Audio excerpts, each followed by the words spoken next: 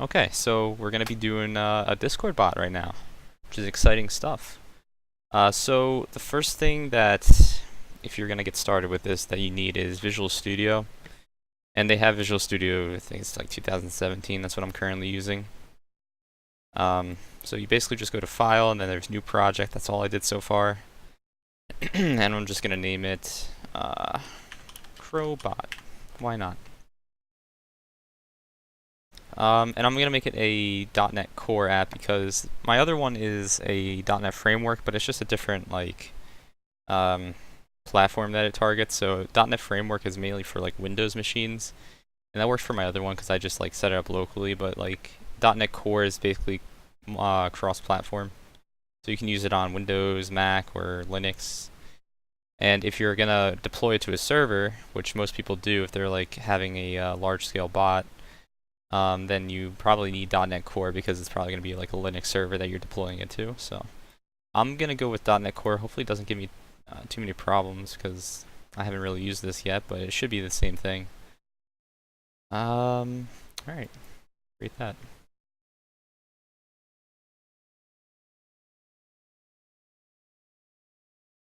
So it should just come up with this, just basic like hello world. Now why is it throwing stuff? Okay, I was gonna say that doesn't make any sense. Alright, just had to catch up a bit. So if you just hit the play button up here, you should see in the bottom, it's building everything. Then it comes up with a window, and it exits probably because I'm not sure why it exited like that, but okay, whatever. It works is basically what all that means. So let's see. Oh, I gotta start the music too, so we have at least something in the background. Okay.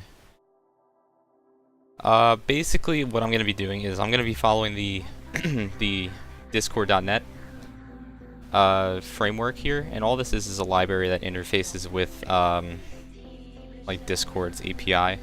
So basically, if I take up a notepad real quick, the way this goes is you have your program, and there's an API on Discord, so Discord API. What Discord.net does is it's kind of like a middleman, so instead of you directly going to the API and like hitting their endpoints through like a REST command or something like that, you essentially go through Discord.net, which is a library, and they take care of going to the API. So you just call all the methods and stuff that they provide, and they take care of doing all the dirty work of going over to the API and getting all the information. And it's the same way backwards, so the Discord API will then go to, you know, Discord.net, give you the information, and then that will be sent over to the program. So pretty simple stuff, so we just gotta kind of follow how they have this set up here. So getting started is just at this link. I'll even link this in chat right now if anyone's interested.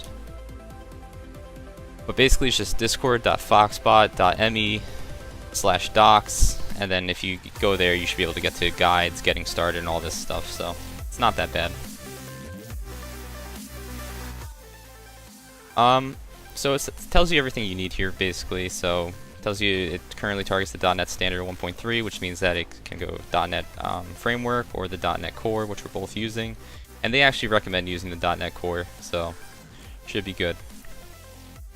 So we first got to install Discord.net because we don't have it. You know, it's not given to us directly. So what we have to do is there's a packet manager inside of Visual Studio called NuGet. So you just go to Tools, and you'll see NuGet Packet Manager, and then you go Manage NuGet Packages for Solution. So you'll see that it brings up this window of like Browse, Installed, Update, Consolidate. So the only one installed right now is the .NET Core app, which is basically the framework that we're using for .NET Core. So we want to go to Browse, and we can just type in, oh, all this stuff is actually here. Package source. Oh, that's probably why. Hold on. Go to make sure your package source is NuGet.org.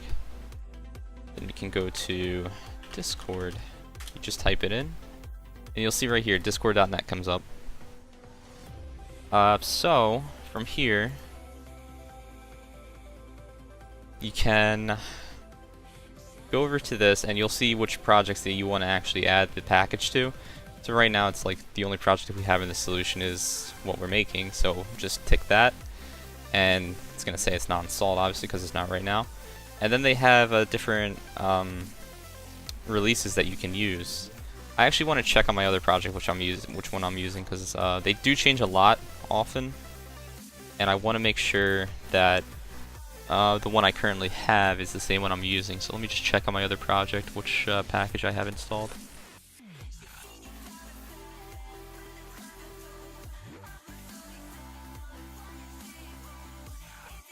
Okay, so I do have the 2.0 pre-release. So when you can even just look at all the dependencies that it has and everything. So you'll see on the left hand there's all these different things like .NET commands and all that, right? But you'll see that the dependencies here, .NET commands, .NET REST, all these are dependencies for this, so they'll all be installed also. So you're good to really just install discord.net, and it'll give you everything you really need to get started. There's some add-on things, and they're usually indicated by discord.add-ons like interactive that you can always use, but for the most part all you need to get started is the discord.net. I'm going to hit install.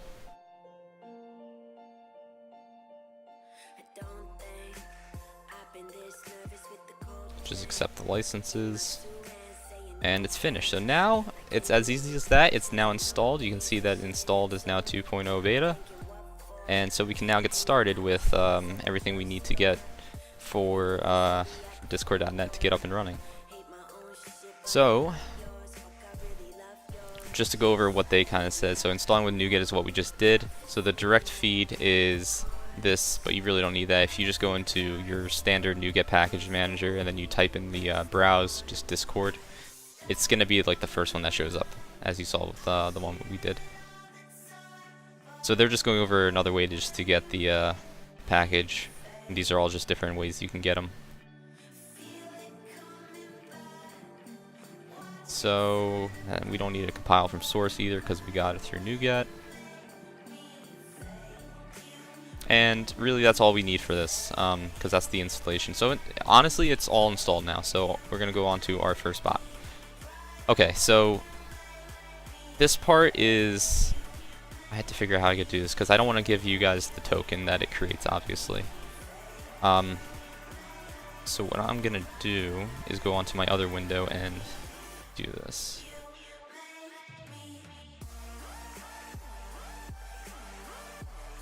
Basically all that's gonna happen though is everything that you see on this screen.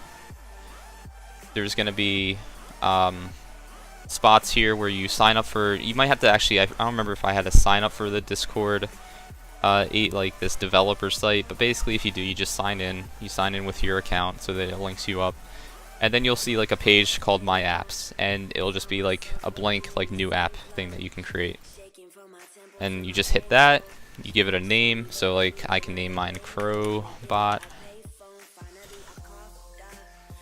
add a description. Let's just say community Discord bot. And this stuff is all just kind of like administrative stuff, so it won't really show up too much. And you can make an app icon there. Right now I'm gonna leave that blank, but I might get back to changing that. I just don't have anything on the top of my head right now for that. And then you just hit create app. It's really simple. And now what it'll do actually is it'll give you a client ID and a client secret. So the client secret is what you kind of need. I mean, obviously it says it in the name. You have to keep it secret. So you really don't want to show that to anyone, because if anyone has that, then they have access to your bot and they can run their code with your token, and it could like completely compromise like everything basically. So it's really important to keep that secret, and so we're gonna have to work with, like, we don't want to hard code that in our bot either. We want to kind of abstract that to like a configuration file, so we'll get around to doing that too. But honestly everything here is now good. So our bot is up and running on like Discord side, so Discord will now recognize us. So let's see. It says here to create a bot user. I don't see that though. Oh, actually, yeah, no. Okay, so yeah, you do have to create. So you have to click the button below. It says create a bot user.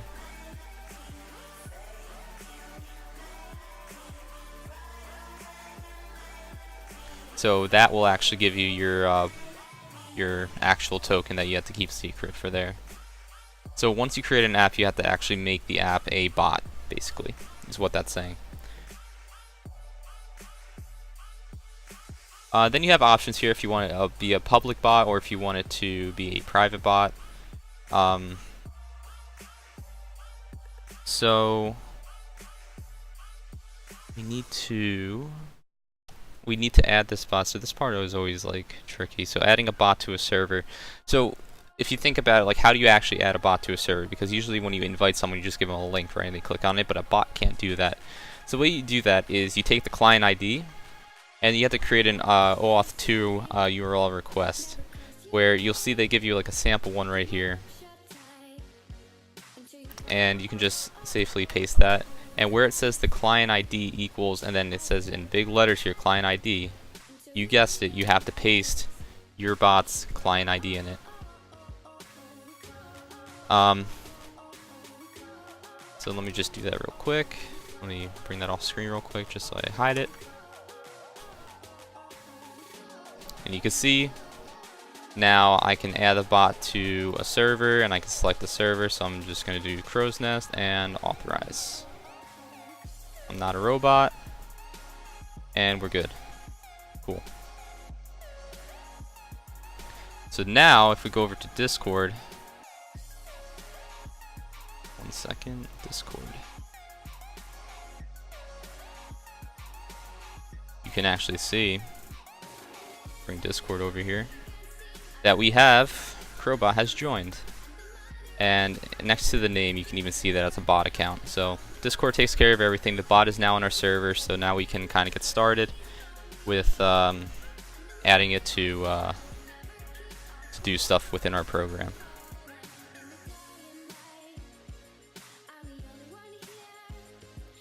So connecting to Discord, we got that async. So this is a big topic. Discord.net uses task-based asynchronous pattern, or TAP. Basically all that means is that when you run code, it usually goes like line after line, executing one after another. But with async, that means that it can kind of go off of that, and there's no set rhythm. So things can kind of just happen, and they don't have to wait for one another, because if you had it synchronously, then like your bot would be really slow at points. It kind of makes it so that when things come in, they get executed when they need to, as fast as they kind of can. So it's not too bad. So the first thing they're doing here is what we kind of want to copy and just paste into our program.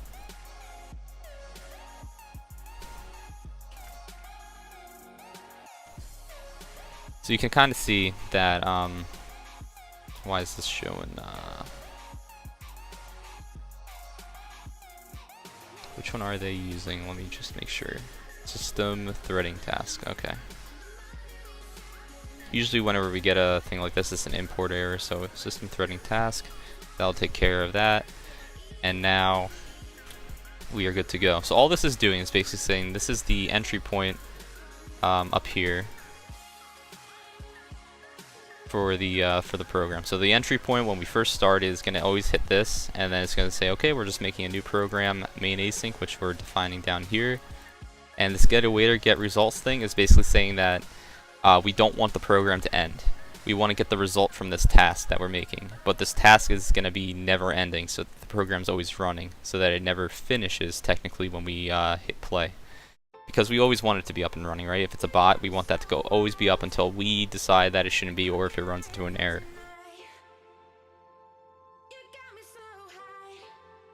Okay. So let's see what's next. Going through this. creating a login method. So this is just another like thing to have for debugging purposes. I don't know why can't I copy? There we go. So as you can see, this is pretty simple. They did a really good job of kind of making this tutorial. A lot of it's just kind of given for you. So log message, again, using Discord. That's important to use too, because using Discord, that's our discord.net. Like everything that we need is going to be in here. So, okay, now we have a logging framework, and we are going to have to hook into that also. I think that's what they're going to be doing next. Maybe not. Clean Discord client.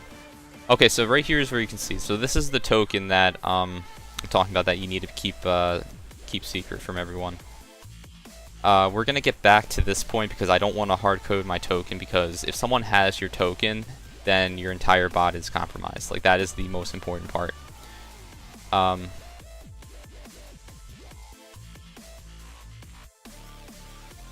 So going on to here, as you can see, the important, do not share this token with anyone. It's very important.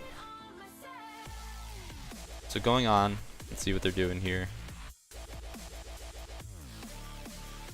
So they're starting up the main program with this. So once again, just kind of copy and pasting everything here. Gonna copy all this for now and just change it when we get into it. This goes all in the main async. So right here, we're just gonna have to use Discord WebSockets because it doesn't recognize that right now, but now it does. What we're doing in this line is basically saying this client.log is hooking into this log method right here. So whenever the client logs information, it raises an event, and that event is gonna then trigger this method. So the program itself doesn't trigger this, but whenever this object gets triggered for the log method, we're gonna go over here, and all this is doing then saying is that whatever message we get from the log, we write it to the console, and then we return a task, that completed task, because everything in async kind of has to return a task. So not too bad. So going down here, remember to keep this private. This is the token. As of right now, it's just ABCFG, which makes no sense. We'd have to replace that with our token. But we're going to actually abstract that one later further and make it a config file so that we just automatically load it in, and it's not in the source code at all, and it's just kind of at a different file. This line should be pretty self-explanatory, is that you're logging into Discord with a bot token, and that token is going to be whatever you input here. And then start async obviously starts the bot up. And right here, so this await task.delay of -1, all that's basically saying is that we're delaying this task infinitely, so we're never going to exit this point. So when you come up here to get the result, basically if this returns something, you'd get that result, then the program would end. But since we're delaying it here, we're going to go into this method, go all the way down, then we hit this point, and nothing's going to happen. Because we're just going to be here forever. It's going to be like an infinite loop, so we're kind of safe. Alright. So let's see what else they have for getting started. Handling a ping. So this is going to be the first portion of actually doing a command. To kind of see how commands are handled. So let's see. Why is this? I'm actually not a fan of this method because they do it differently elsewhere. So we're gonna go directly to my other bot actually, and I'm just gonna kind of make the commands like that, the correct way of doing it. Let me first get this up. Let's see what I'm doing here.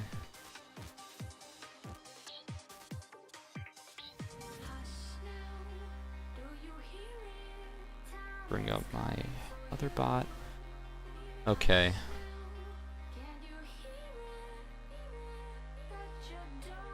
So the first thing that we're gonna need to do is I'm just gonna copy over my handle command.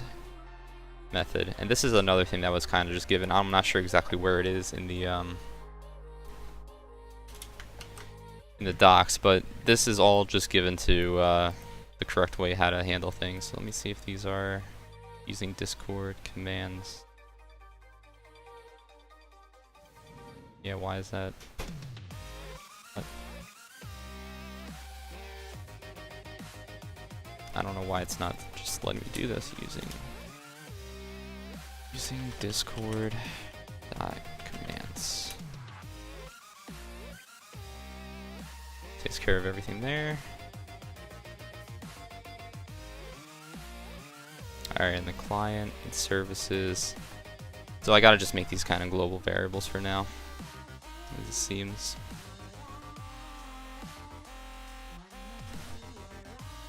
Let me do that real quick.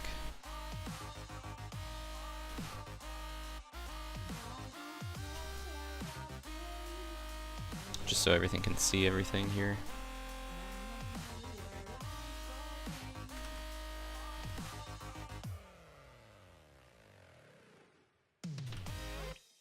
So these two are given by Discord.net, the Discord socket client and the command service. This iService provider is how they handle dependency injection, which I'll get into later. This is just a like .NET kind of thing. So we'll get into that though. So now we're all out of errors. I'll explain exactly what's going on over here. So this is just a method called handle commands. As you can imagine, this is how we're going to handle actually receiving commands. So the message that we get is, we're going to say it's the message param, which is what we were getting here in the parameters, as a socket user message. And this is just casting it to another object within Discord.net. It's just how they want to handle receiving the actual message. So if the message is null or empty, basically, you're going to return because you don't want to do anything. There's nothing there to handle. So this arg position is just an argument position. It's just what they're using. It gets a little complicated for how they handle it. But in this line here now, so they're basically saying if the message has the character prefix exclamation point. So that's basically saying that if a message comes through and it has the exclamation point in front of the word that you're putting in, right? So it's like a command. Like if you're on Twitch, right, and you do like exclamation point, whatever the command is for like Nightbot. It's the same kind of idea here. That's how they detect if it should be treated like a command. So you could change this to whatever you want. So I could change this to a question mark. I can change this to whatever, but I like doing the exclamation point. Next we have over here the current user that's going to get passed in. So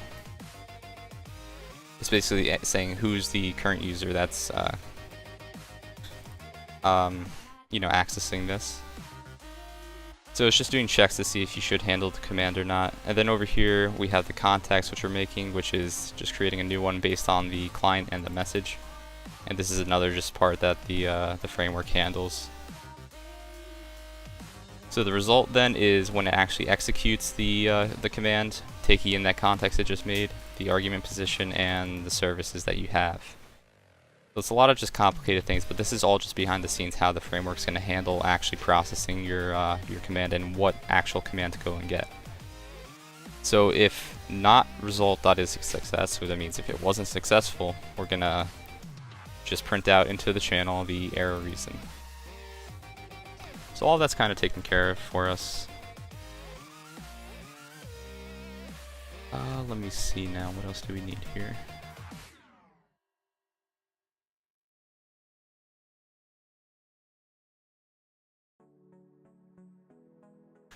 So an important thing then, to even hit this, we need to hook it in kind of like we did the log message. So all I'm going to do here is do client.messageReceived plus equals handle command. So as you can imagine, when a message is received on Discord, so any message that goes through on the channels will trigger this event. And then it will be passed through to the handle command, which we defined down here. So that's all that's doing. So every single message that goes through actually goes through this message, this method right here. And so if you just say like hello and it's just like to say hi to someone, it's going to hit here, but when you get to this point, it's going to say, okay, there's no exclamation point, we throw it away.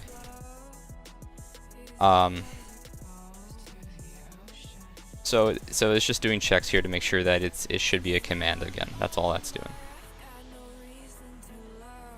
So next thing is the command. So we defined the commands up here, and it's down here where we use it, but we actually never defined where it or like, you know, give it a value for an object. So all we're gonna do now is do commands equal new command service, just to initialize the object.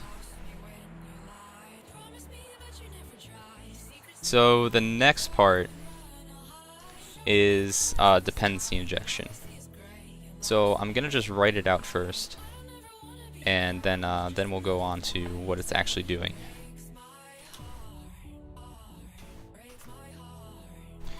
So services up here is the iService provider, and we're just gonna make that a new service collection. Now, all this is doing is adding singletons, which are just single instances of objects, to a collection. That's literally all it's going to do.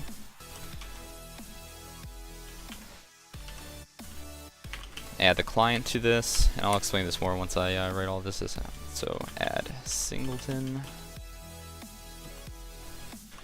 commands. And I think that's all we're going to need for now. I'm going to have to add more as we go on. I'm also going to have to import this as dependency injection. Why is this giving errors? Hold on. This cannot convert to iService provider. Am I missing a cast? What do they mean?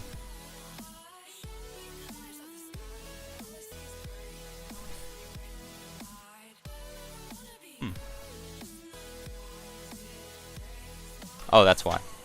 Because at the end here, we have to do build service provider. Yep, now it's all good. Cool. So all this is going to do is basically add all these objects to a list that we can use in every single other class that we might make. So you don't have to go and reference them. You don't have to make sure that like they exist. Everything's just in this one area, and you know they're going to be there whenever you're creating a new class. So it kind of just organizes everything.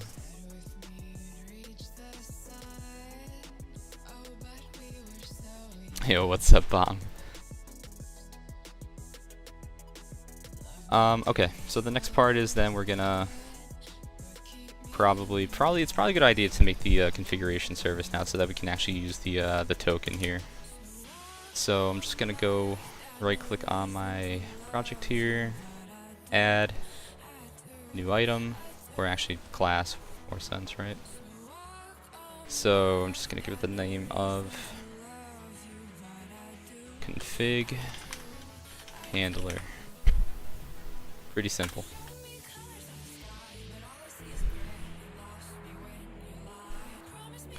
So let me just see what I have in my config handler.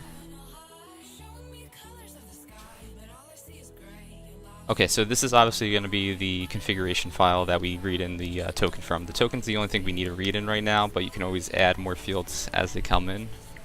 So I'm just going to make a config object conf. Now, not a config handler, config. It's going to throw an error because I haven't defined this yet, but I'm going to do that really soon. So private string config path, and we need a line. Actually, probably don't even need this line. I might remove that. It's just what I had in my other project though. So there's three things that we need, right? We need the actual configuration object, which is what we're going to use in memory to kind of read the token. We need the config path to know where the file is located, and this line is going to just read line by line what's on this file. So, yo, Bong, we're doing good. We're doing good, man. We got a tournament later. Just trying to make this bot, just kind of on the fly, just doing this, so it's been pretty good, my guy. So we're gonna make a struct here now. And basically what a struct is just like a small inline class. They're very similar to classes. But it's just going to hold a bunch of information that we kind of need. So I'm just going to make public string token. And that's all we really need right now, is that's the only thing that's going to be in the configuration file. So that's it. Very simple. So now we're going to get into the constructor of config handler.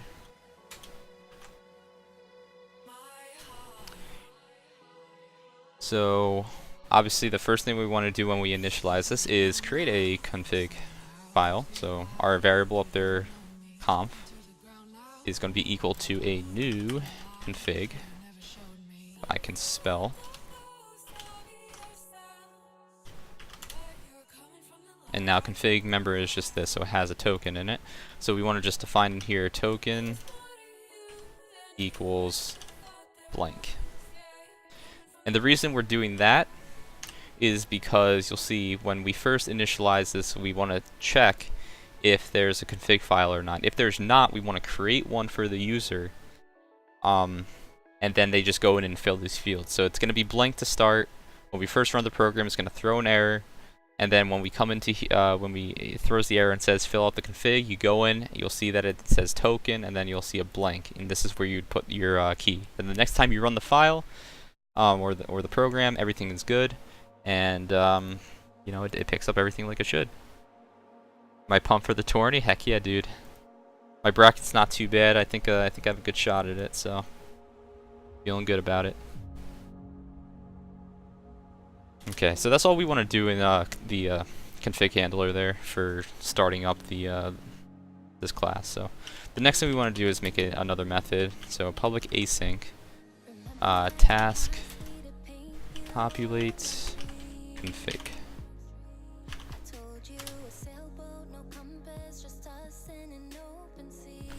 So we want to import our task stuff for our async methods.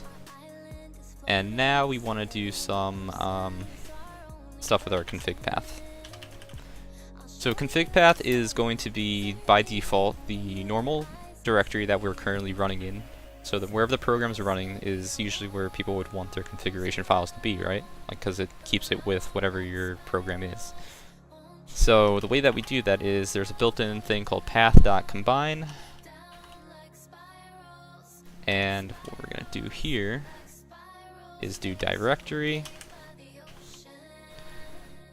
dot get current directory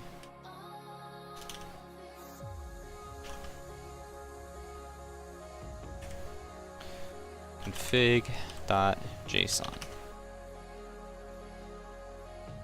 So it looks like we're gonna have to import some things. Come on, using system.io.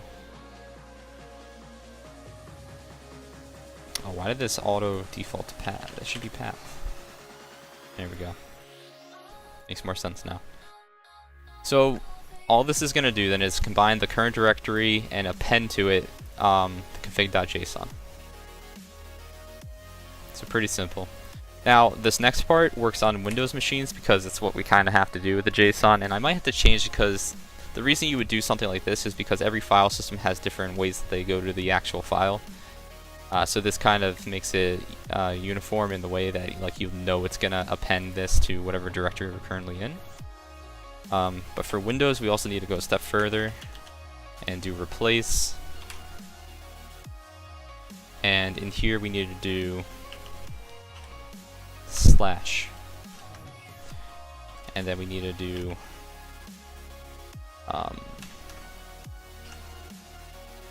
this. So this backslash is an escape character, which means that in a normal string, this is how you kind of define other things that shouldn't be directly in the string, if that makes sense. So a backslash by itself will not be visible when I was doing this. Like if I didn't have this @ symbol, this would be completely wrong. What the @ symbol does, it means it's going to be literally just a backslash, so it kind of gets rid of that escape sequencing. And the reason we have to do this is because the directory that we make is going to have only one of these. And when we read the JSON format, JSON doesn't do the escaping from, or like it actually does do the escaping from backslash. So we need to insert, wherever there's a backslash, we need to insert 2, so that when the first one escapes, it's going to see the second one and insert it as just a single one. So it's a little confusing, but we basically need in our JSON file to have 2 backslashes. So it's not too bad.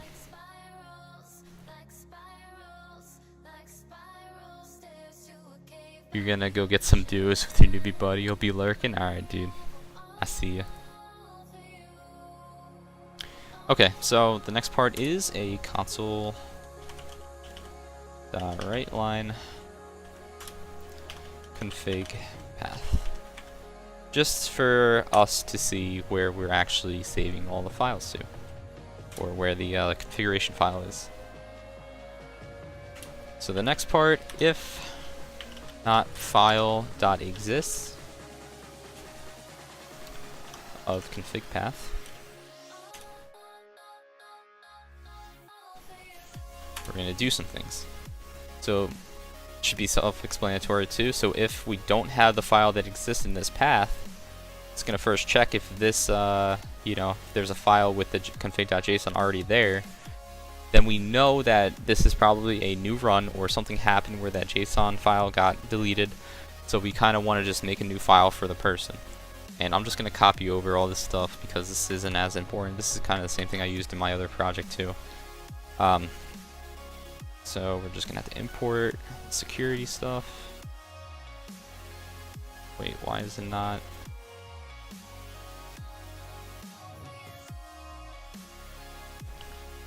System.io, security info.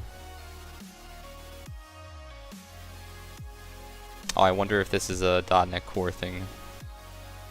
It might be a Discord.NET thing. Alright, we're gonna try to go without this then. This might be the first issue we have because it's .NET Core. For right now though, we're just gonna comment all that out.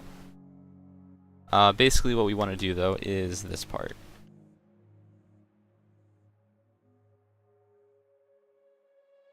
So we want to use a stream writer and we have to use JSON using this JSON class.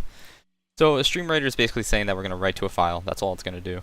And we want to append the text to our config path, which is our JSON file.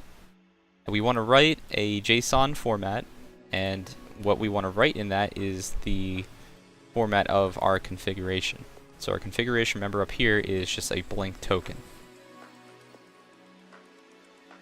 So hopefully we don't have issues writing into this with the security thing, but that was just kind of a safety check, so we can kind of test this out after. But basically that takes care of the path if there's no file located. Oh, one thing we do want to do actually, which I'm going to do right here,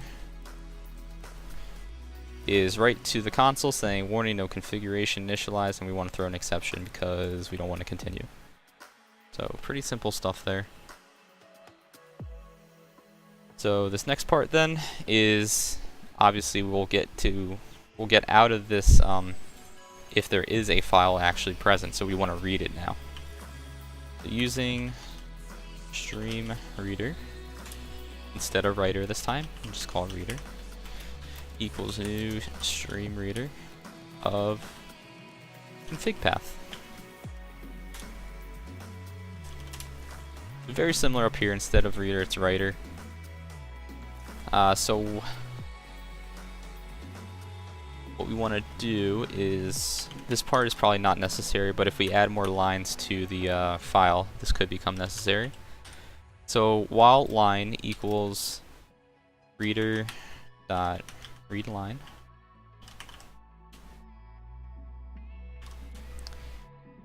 and while this does not equal null, we want to make the config equal to JSON convert dot deserialize object of config on that line. Honestly, we're actually going to get rid of this because there's only going to be one line for this, so we can shorten this by just doing this. So I'm going to get rid of the line object up here. I just used that because I needed another, I have another JSON file with like a bunch of lines, and it reads line by line to deserialize an object, but for a config file we only need the first line because there's only going to be a token there for now. So this will be fine. So after this, we are actually done with the first part of the initialization. So we can just go ahead and type await task dot completed task, and that takes care of that. So what this is going to do here now, if we get down to this point, it's going to say the config object that, remember up here, we initialize as nothing. It's going to replace that with whatever we deserialize in the JSON file. So essentially this token, if we filled it out correctly in the configuration file, this token will be generated then with our actual token. And it abstracts it so that we don't have to hard code it in the file here.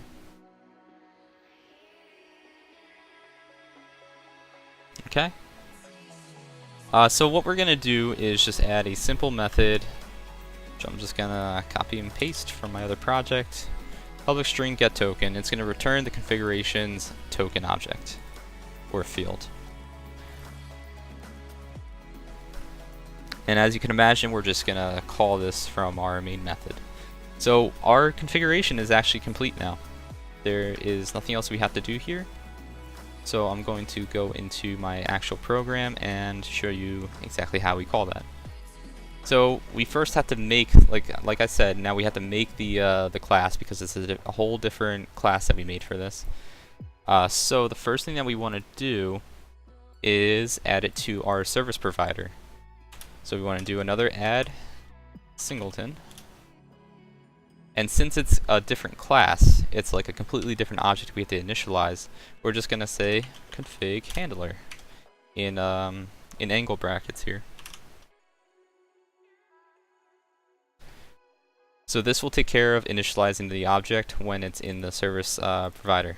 And now since it's created in the service provider, right after here we can get rid of the string token part. Well, actually we'll keep the string token, but what it's actually equal to is going to be, actually hold on, there's one part that we have to do before this, right? The first thing we have to do is await services dot get service config handler dot populate config. So we have to run the initialization of the configuration first. So as you can see, this is actually how you call it from the services object. So you do services dot get service, you define which one you want to get, and then you can call any methods that are defined in here. Remember, populate config is defined right here, and this is what we actually do. We're checking if the file exists. And if it does, we read and set our object to what it should be. So after we do that, that's when we can actually get our token. So we want to we don't even need this, I remember now. Okay. Because there's no point of keeping the object here if we use it right here. So right inside here where this token was actually going to be used is where we can do services dot get config handler dot get token. So I hope that makes sense. What we're doing here is we're populating the config, then all the information, all that data is already there in our configuration, and then we just use that information by calling get token when we need it to log in. And now it's abstracted, and that's fine. Now it's no matter what, all of your that personal info for this is in the config handler, and you can extend this then if you needed to add more fields to you know, if you wanted like another API key, like I have multiple in mine that I had to add. You just add them as a new field in the config handler, what you define as the struct up here. So you'd add another public field, and you just add the default fields for that, and that's all you really need. It kind of can be expanded very easily. Everything, when you deserialize or serialize it, everything's taken care of for you, and it works really well.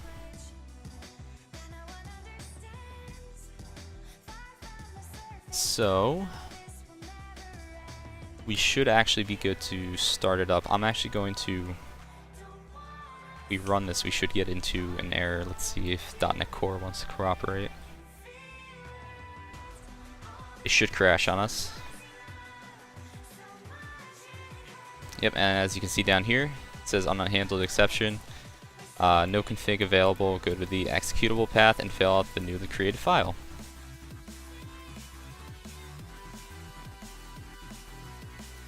And you can see right here is the console log message.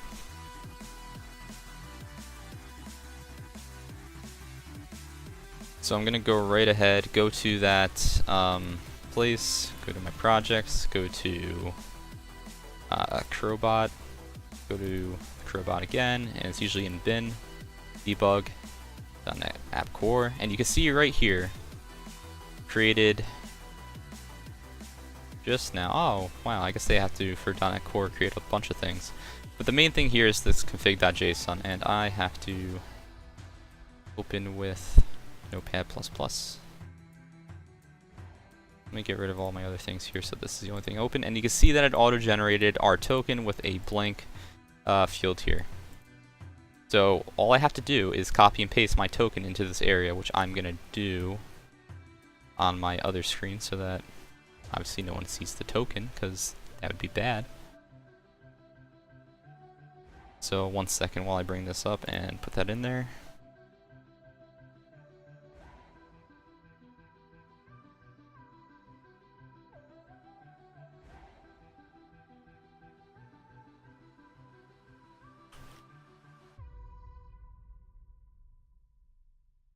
Okay, so my config file should be set up now. And if I run this again, we should actually get a successful login. Let's test out and see what happens. And there you go. When this says ready, that means you're good to go. So you can see that's just our log message of where my config is actually located. Nothing, but everything here means that everything's working on Discord.net side.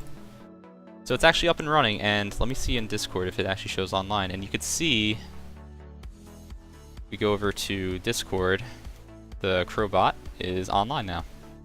So it works. So now that we have that all set up, we can just start actually making it do things, right? So the next thing that we're going to create is a command module. So I'm just going to end this. And we are going to create a new class.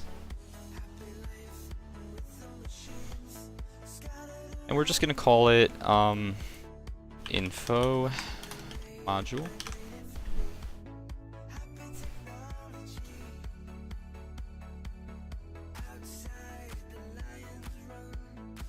So this is where things kind of get a little bit weird with because Discord.net, they did a lot of work to kind of make it user-friendly for developers. So they do a lot of like neat little tricks, and the way that they handle some things is interesting to say the least. So the first thing we need to do here is make this a public class. Actually, did I make this? Let me check my config handler. Do I have it as a public? I do. Let me make this a public class also. Just so, because I had issues one time where if I didn't make this public, it didn't work, so might as well be safe for this. So what I'm doing right now is inheritance. So the base class that it's going to get all of the information from for this info module is from module base, of socket command context.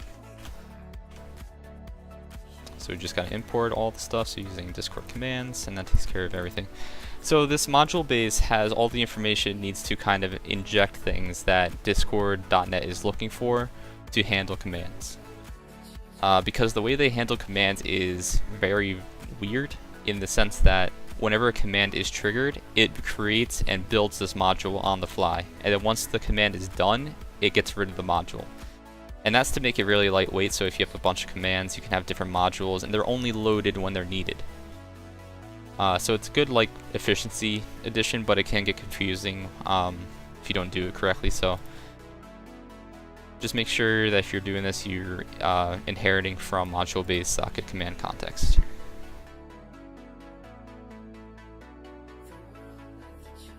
So the first thing that we're going to do is actually create a command. So the way you create a command is also a little bit weird, but it makes sense. So public async, if I could spell, task, and then we'll just call it test. Or you know, we'll go with the example they have.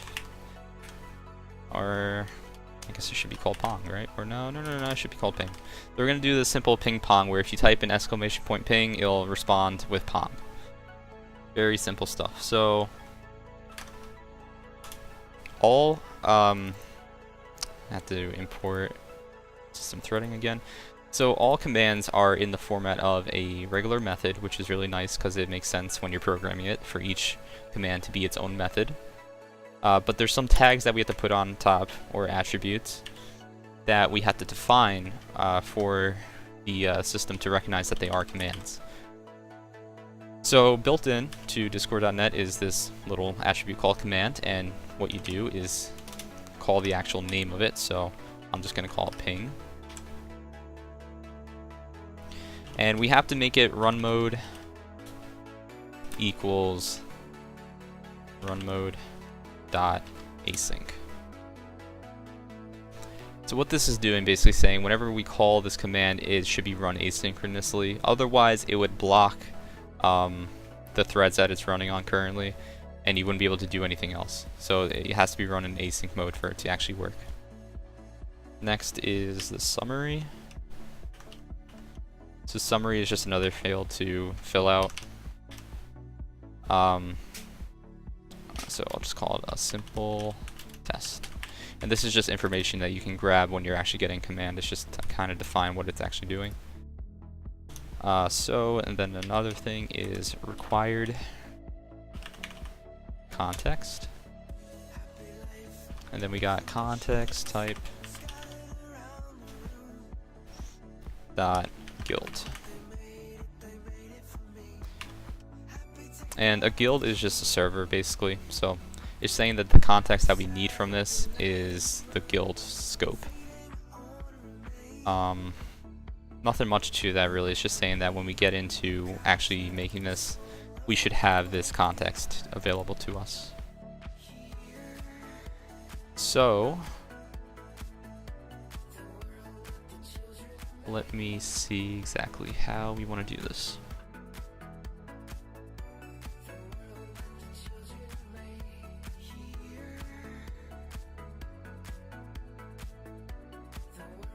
Let me open up my audio module and just see. Send text async. Okay. So we want to just do await context dot channel dot send message async. And the message that we want to send is Pong. So simple enough. So this context variable that we're using here is coming from this require context. It's just given to us from that. And within that, so remember this is the server level, so within that we have access to the channels. So the context is going to give us the channel that that message was sent from. Discord.net takes care of all that, finding all that information for us. Then once we have that channel, we want to send a message. And what message do we want to send? That's what we put in here, and we want to send Pong. Okay. So that's great, we have it, but now we have to actually load the service here, or the module. So we're going to go back into our program, and we have to, let me just see real quick how I did this before. I want to get this right.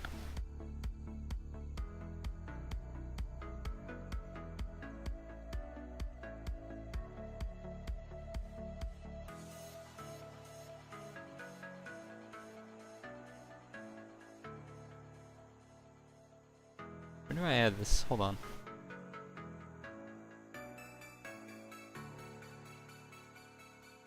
Ah, okay. So right when we get the commands after this service, before we log in, we want to do await commands dot add module async, and we want to do assembly dot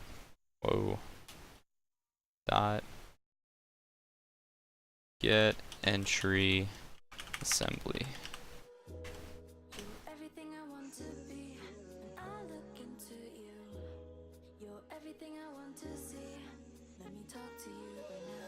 Why is this not? It's another Discord.net. I hope this isn't. Let me see what this is under on my other project. System.reflection.assembly. System.reflection. Oh, it's probably just because I didn't end this like that.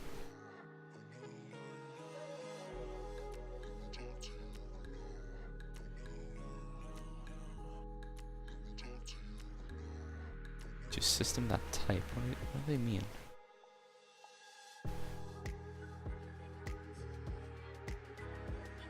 Add module. Oh, that's why. Missing an S there. There we go.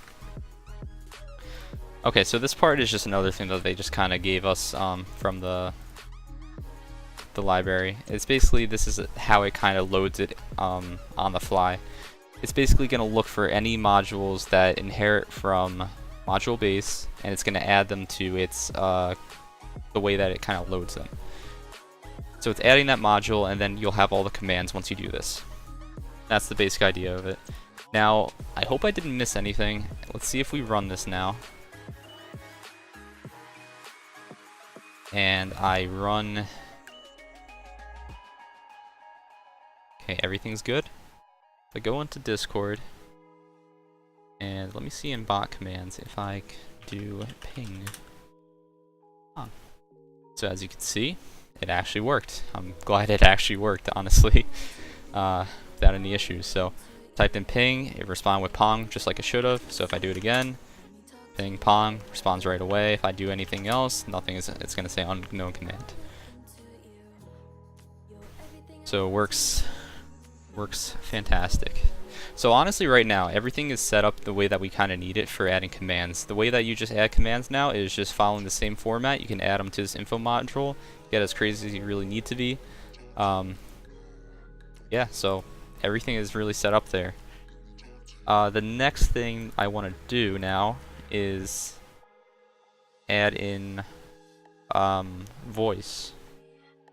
So voice is another big topic, because we need a lot of things to get that working. But let's go back to now the getting started page, because they have a whole thing on voice.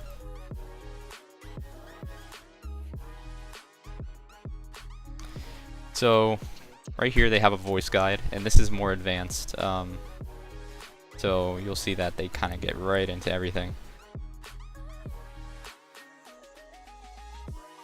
So there's two things that we need before installing, because Discord.net doesn't handle the audio portion. Like, they handle the audio coming in and out from Discord, but they actually don't handle processing the audio, if that makes sense. You need two different libraries for that. Both of them are called Libsodium and Opus, and actually kind of getting these is a pain. If you join the Discord for the APIs, they have a bot in there that kind of has these, gives you links to them. So if you're having trouble finding them, just join that Discord, or I'll try to link you to it if you need it, and you can get those easily from there. So it tells you where to put them on the .NET Framework. It's bin/debug when developing on .NET Core.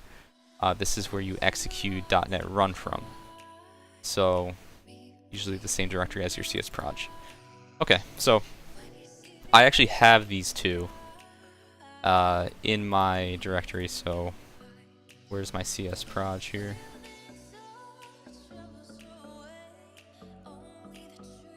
Where's it? There it is. Okay, so right here is where my CS proj is in Crowbot, and then Crowbot again. So I'm assuming this is where I need to import those two. So let me just grab those real quick from another directory where I have them. So they're just in my other Discord bot project, so let me grab that real quick.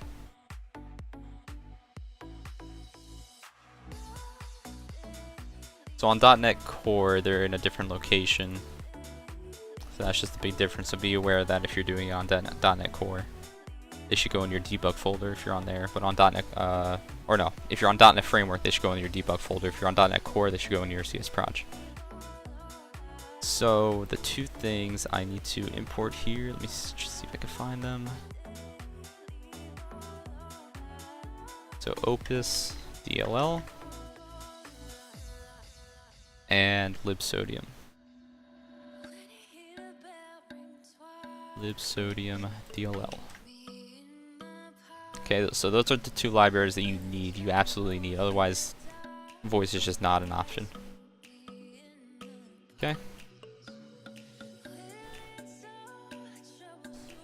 So they do actually have a link on here for the binaries, but let me actually check out if they... Yep, I figured as much. It's just not there, so... Your best bet is join the Discord if you want to find those. So joining a channel is the first part, so you have to join a voice channel first, obviously, right? The bot has to join your voice channel for it to even send audio. And you do that with the iAudio client. So what we're going to do is create a new class.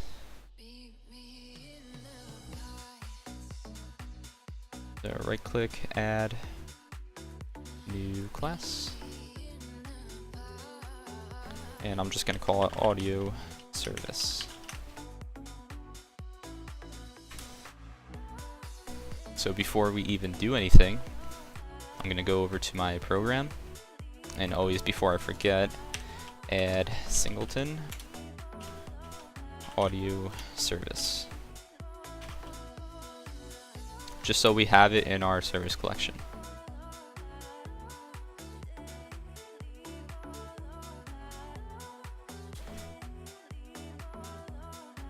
So the reason I'm making an audio service is to abstract it from everything else. The audio service is going to take care of connecting to voice channels, and then sending information or sending voice over it. And it's a good practice to kind of abstract things as much as you can, just because the smaller your classes are, the easier they are to read, the easier that they are to debug, and it makes adding on things a lot easier also. That's the reason behind it.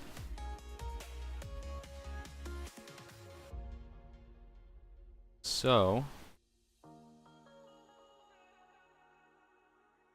why did I pass in a config handler here? Hold on, see where I actually use this.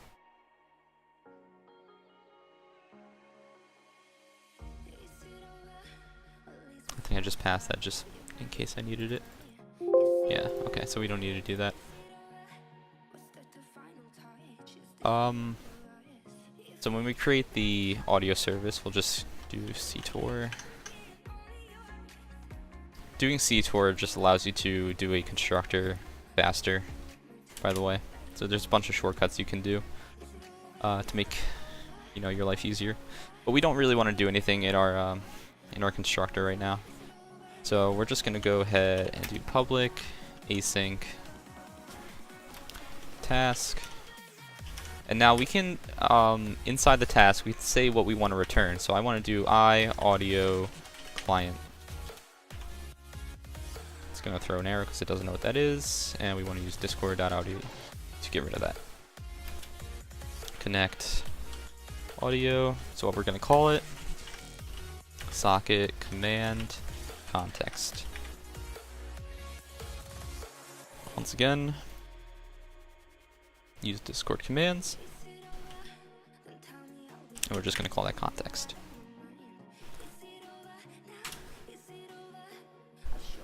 And we have to also import system threading tasks,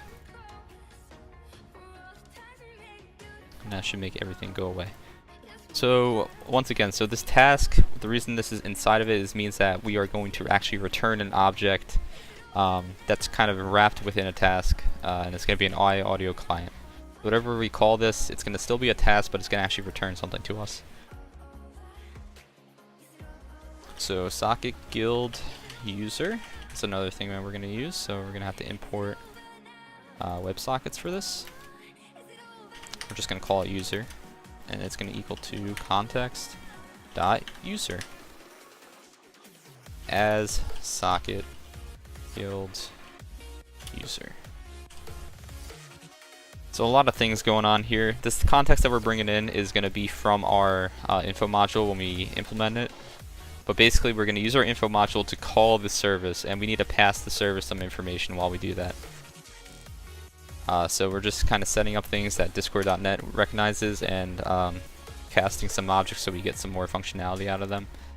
So the context, we're drilling it down to a actual user. So now we want to do voice channel. Other thing we have to import, I'm assuming, using Discord. Yeah. Channel equals user dot voice channel. So again, should be pretty self-explanatory. We're just getting the channel that the user who's calling our connect method, basically. We're just saying what channel are they actually in right now. So we want to check first, obviously, because people make mistakes. So if the channel is equal to null, which means that they weren't in a voice channel to begin with, we want to do await context dot message dot channel dot send message async. And I'm just going to copy this because I don't want to write all this out for my other project. Basically, we're just telling them that they have to be in a voice channel. And that's it. And then we want to return null. Otherwise, if they are in a voice channel, we want to return await channel.connect async. So as you can imagine, connect async is going to try to attempt to connect the bot to the actual channel, and we're going to return that action to our info module.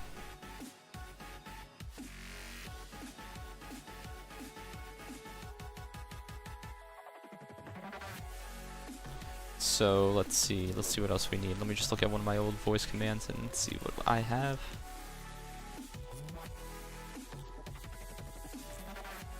Okay, so this is basically set up for connecting to a channel, but we also need to send audio, right? We need to send async. Let's see, that's just what I called it on the other one. Where do I have this defined? Okay. So that takes care of connecting to the audio channel, but now we actually want to send audio, right? So there's a bunch of things that we have to do now. Async, task, send, async. We're going to take in an audio client called client and a string for the path.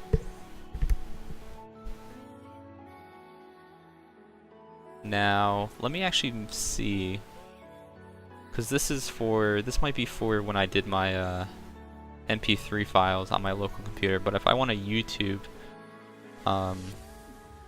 thing, okay, it's going to be a little bit different, so I'm just going to name this the same, so it's going to be just called stream and audio client, then URL spread. So see what I have under stream. So string, instead of path, it's gonna be called URL, which makes more sense.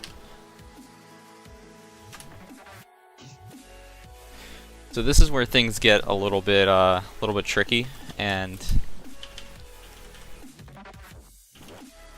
you gotta kind of understand what's going on here. Create YouTube. I can spell stream of URL. So this obviously isn't defined yet, and we'll define that after. Just doing all the setup here. So var output equals ffmpeg dot standard output dot base string. And I'll go over all this in a second. So the next thing we need to do is make Discord equals client dot create PCM stream audio application dot mixed. I'm gonna make it 96,000. Await output dot copy to async of Discord. Then a final await Discord dot flush async. Okay, there's a lot of things going on here. First thing I'm going to do is create this YouTube stream thing, just because that will make more sense when I actually do this. So I'm going to make it by doing a private process create YouTube stream, and it's going to take in a string URL. So I guess we're going to have to import process here. Can you please let me do it? Okay.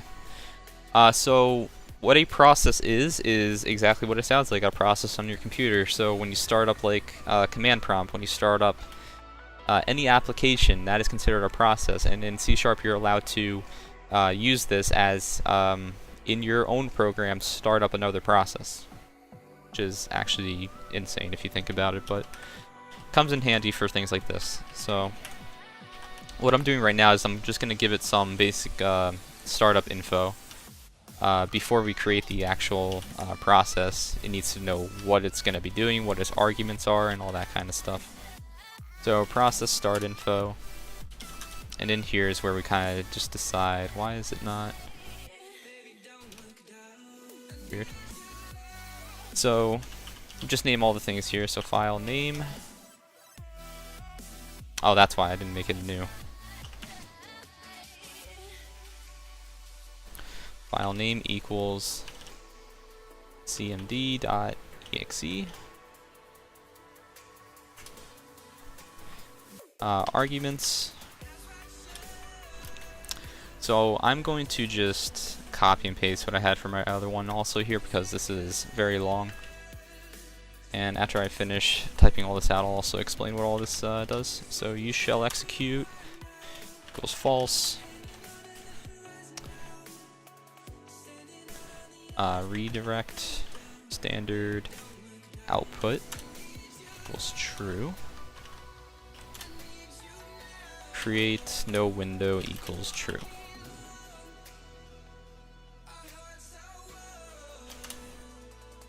And then we want to return process dot start of ffmpeg.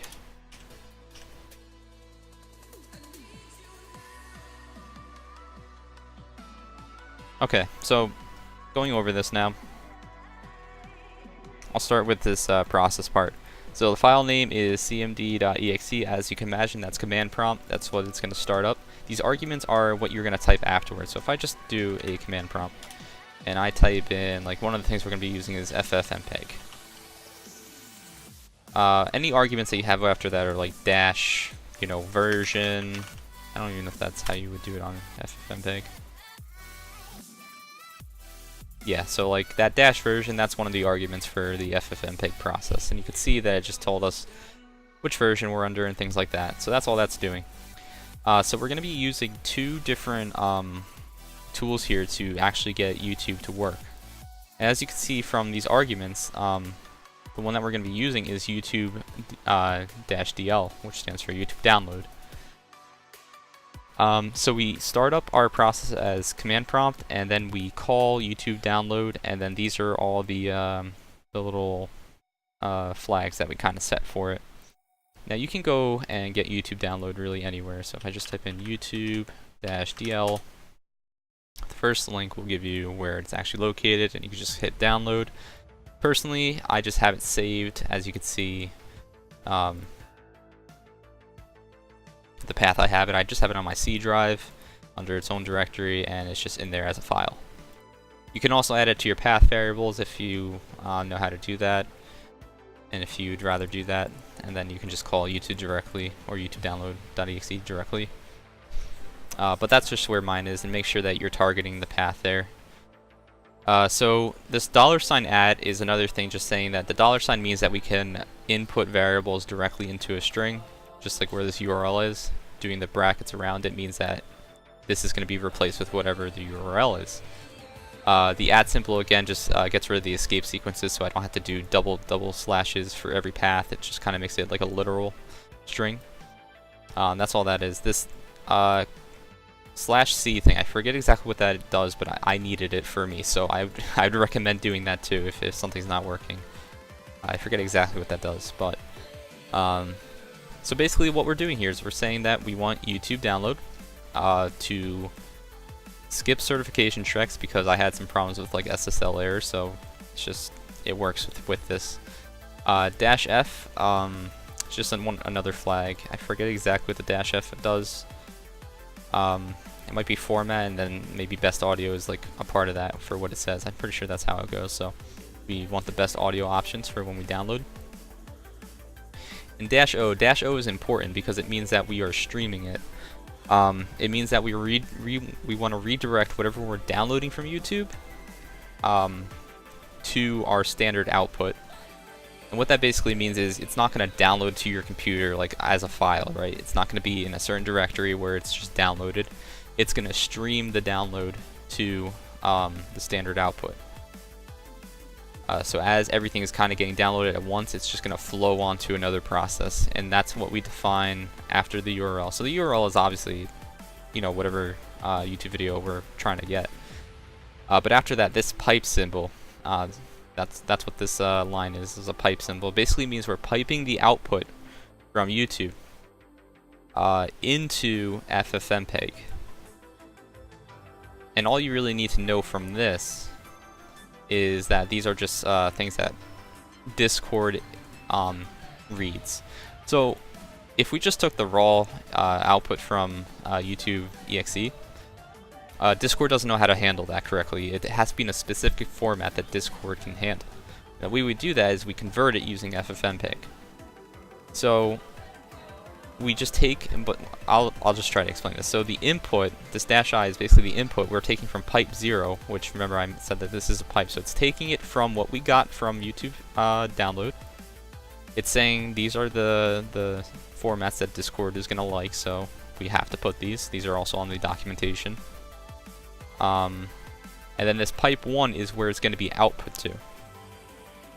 So pipe 0 is standard input, and pipe 1 is standard output. So if it kind of makes sense, you know, your input here is your URL, and your output is your pipe for YouTube download. Then your input is what the pipe has for ffmpeg, and didn't want to move that around. And then your output for that is pipe 1, which is your standard output. But it doesn't end there. Right here where we say redirect standard output, it's going to take what we get from ffmpeg and kind of output it within our program so that we can use that output. Otherwise, if we didn't have this, we wouldn't be able to use the information that it's converting. So it's a long process that like goes through a whole flow of different things, downloading, converting, and then we finally get to use it by redirecting the standard output.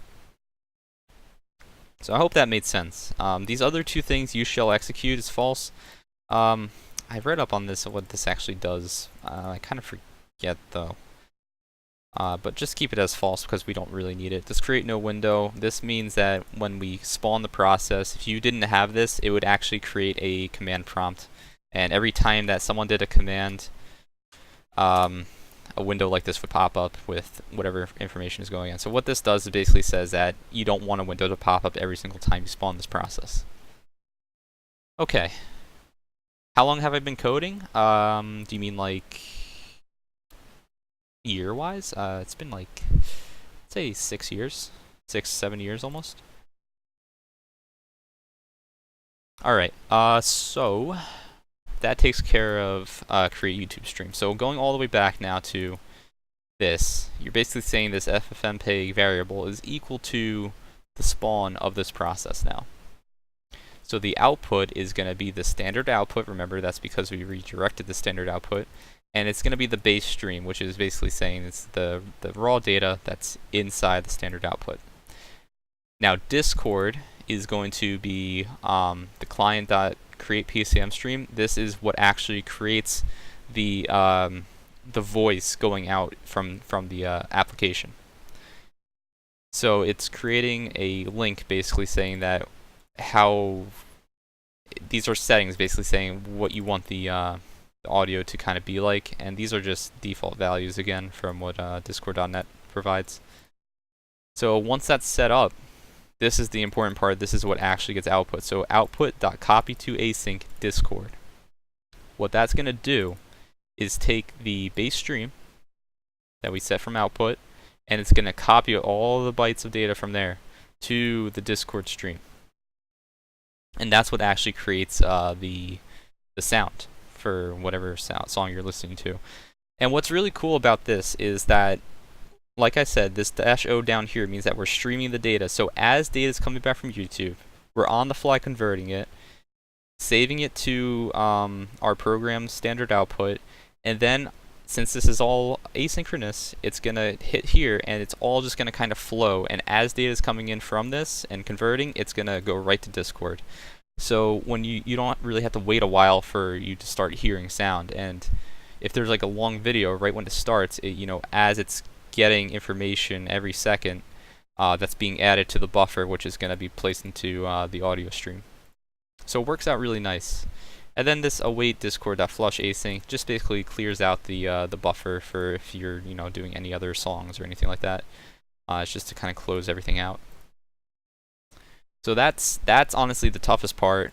Hopefully this is all makes sense. Also, ffmpeg, this needs to be on your computer also. Just to be sure, I wonder if it'll actually, because ffmpeg is on my my path variables, but I also have it in my other projects like directory. I wonder if I can get away with just not having it in my directory, because like I have it in my path variable, so it might actually work. I'll try it out. If not, then I'll have to just copy over the files into directory, just like I did with like Opus and Libsodium, those DLLs. So just make sure before you do this step that you have both YouTube DL and you have ffmpeg.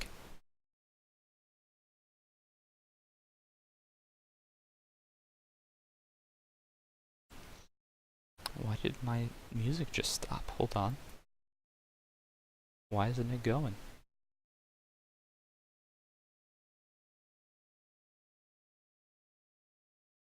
Just start this up again.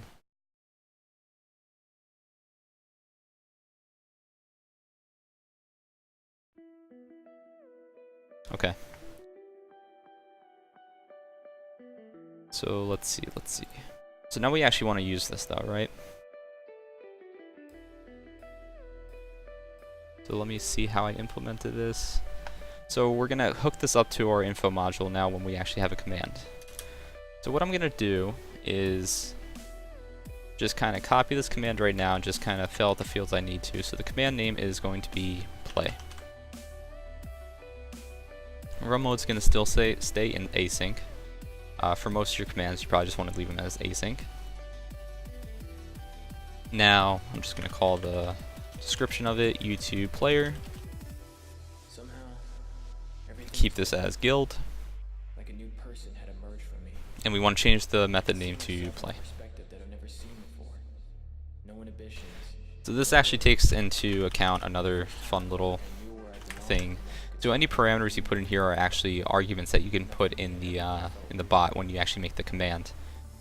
So I could do exclamation point play, and then space, and then just paste the URL, and that's what's going to be taken in as this parameter here. You can tell, dude, I'm talking in another language right now. Yeah, dude, sometimes I get caught up in, like, it's hard to tell if people actually know what's going on or not, like how much people know. So I try to explain it in like technical terms, but I try to do it in such a way where it's people can actually understand. And I try not to just glance over things. I try to go in depth with them. So I hope it kind of works. Anyway, now though we have right here. We want to change this to var audio client equals await audio dot. So audio. I think I need to make. I think this would actually make sense if I had a audio thing. So right here's where dependency injection is also going to get used. So before we do anything, we need public audio service audio, and the way that dependency injection is going to understand where this is located is by just doing a simple get and set.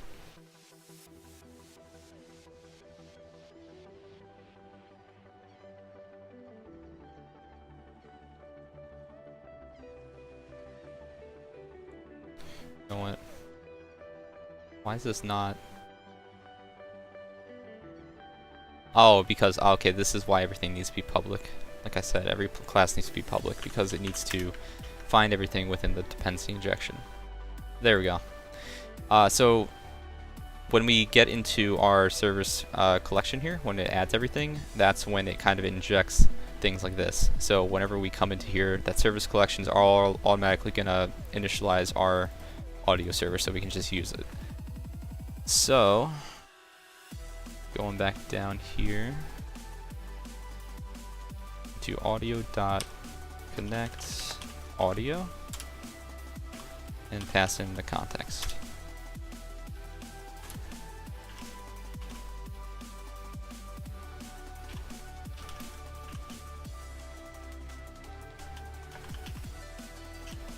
So we're just doing checks here to make sure that the audio client is actually a value, because remember, we'll just return if a user was not in a channel. So if we just want to return out of this again if they messed up. Otherwise though, we want to do audio.stream audio client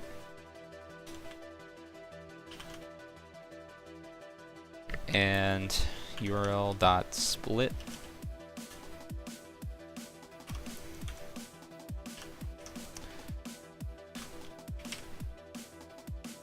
.0. So just to explain what this is kind of doing here, this URL split thing is just in case people have a playlist or something that they have in their URL. If you notice if you're in a playlist, it'll have the and then it'll be like and list if you're in a playlist. And the reason that I'm doing this is because YouTube Download doesn't like that format. It likes just the raw videos format. You will get like white noise if you don't do this. So what this is basically saying is that we're going to split whatever URL they give us, and anything after the and symbol we're just throwing out. We're just going to take the first part of it.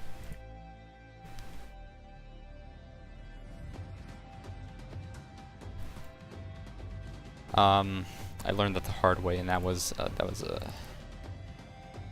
scary moment.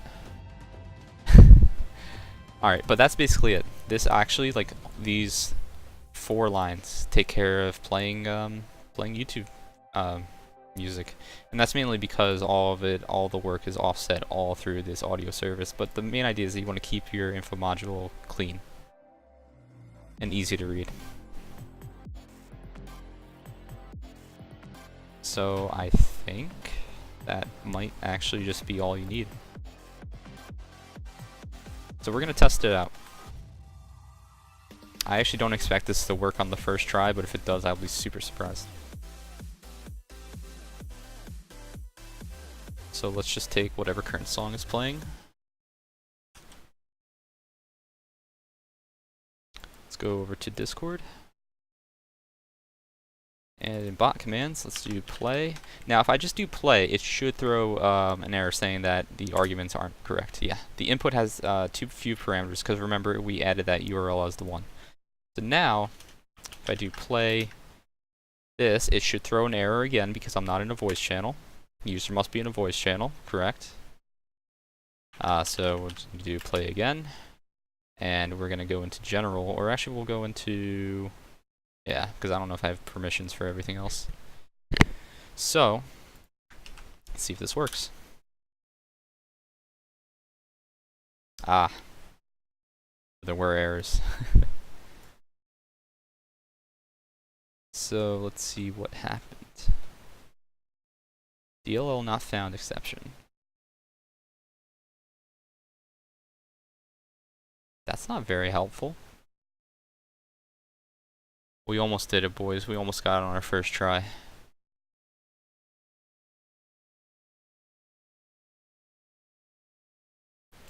So let me see. I have Libsodium and Opus. That's fine. Let me just be sure and get FFmpeg over there too.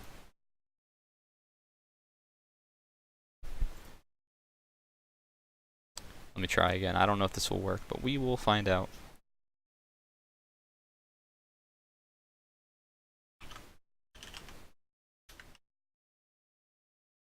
Let me get the URL again. Okay, so that wasn't it. So DLL not found exception. Why is this happening?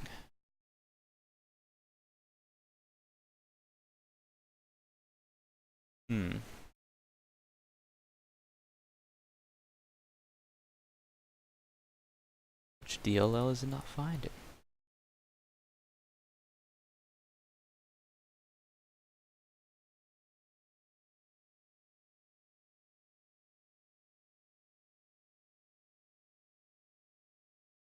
Yo, what's up, Knife?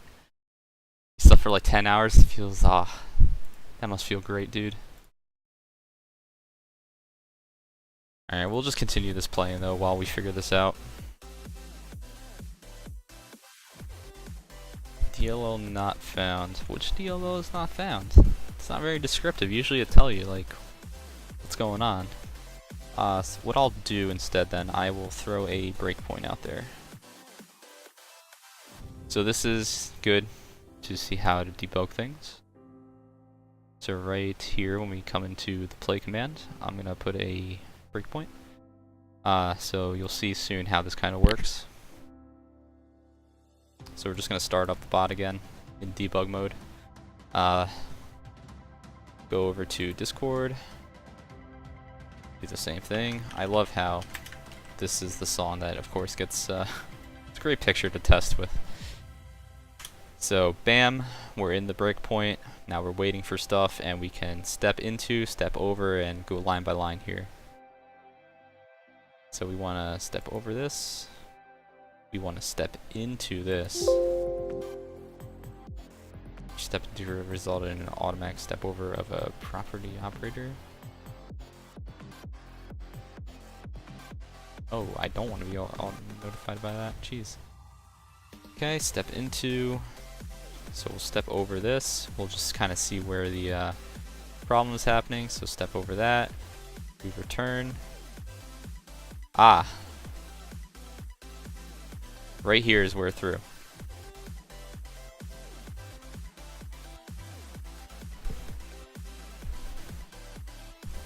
So, let me actually make sure. Let me just go back there just to make sure that's where it's getting thrown.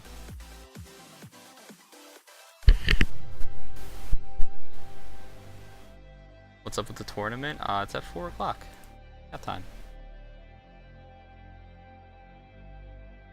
So let me just try this one more time. Go into here, step over, step into.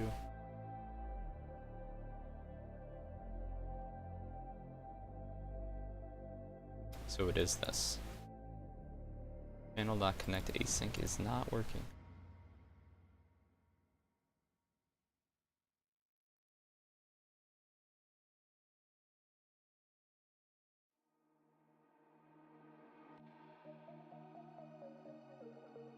It's weird that it's actually not doing that part. It's not doing this part.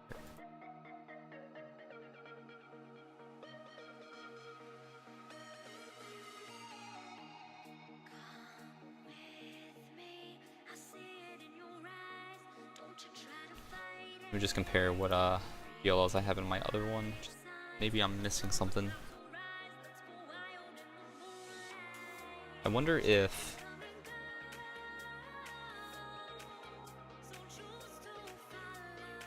let me just see what happens if I add these two. This. Let's just see if that. Maybe they made a mistake. Maybe it's supposed to be in this directory actually. Might have changed or something. Because everything else seems correct.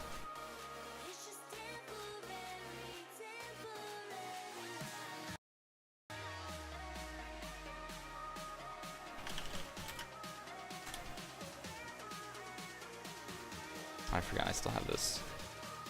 Continue.